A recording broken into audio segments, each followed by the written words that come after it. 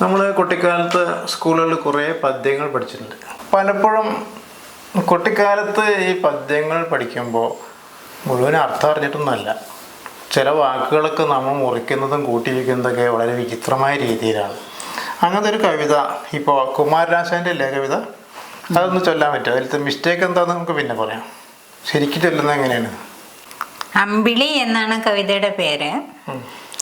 തുമ്പപ്പൂവിലും തൂമയഴും നിലാവമ്പിൽ തൂകിക്കൊണ്ടാകാശവീതിയിൽ അമ്പിളി പൊങ്ങി നിൽക്കുന്നിതാമരക്കൊമ്പിന്മേൽ നിന്നു കോലോളം ദൂരത്തിൽ എന്നാണ് കവിത തുടങ്ങുന്നത്. അതെ, കുട്ടിയുടെ ഭാവനയായിരിക്കും അല്ലെ. ഒരു കോലോളം ദൂരത്തിലാണ് എവിടുന്ന് അവർ മറക്കാൻ പോകുന്നത്. പക്ഷെ ഇത് മുറിച്ച് വരുമ്പോൾ പലപ്പോഴും പദങ്ങൾ മുറിച്ചും കൂട്ടിച്ചേർക്കുമ്പോൾ ചില മിസ്റ്റേക്ക് വരുന്നുണ്ട്. അതൊന്ന് ആ രീതിയിലൊന്നത് പാടണ്ട എന്ന് പറഞ്ഞാൽ കൊള്ളാം.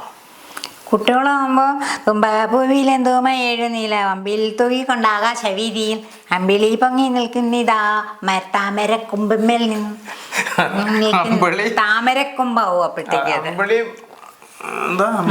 അമ്പിളി പൊങ്ങി നിൽക്കുന്ന താമരക്കൊമ്പിന്മേൽ നിന്ന് അമ്പിളി പൊങ്ങി നിൽക്കുന്നി താമരക്കൊമ്പിൽ നിന്ന്. താമരക്കൊമ്പ് എന്താണെന്നൊരു സംശയം വരും.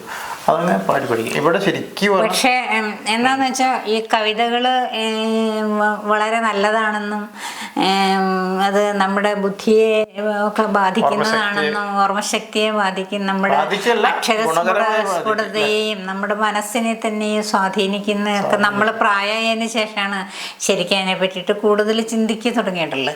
കുട്ടിക്കാലത്താകുമ്പോൾ പ്രത്യേകിച്ച് 60-കളിലൊക്കെ പഠിച്ചിട്ടുള്ള നമ്മളെ പോലുള്ള അത് കേവലം കാണാപ്പാഠം പഠിക്കുക.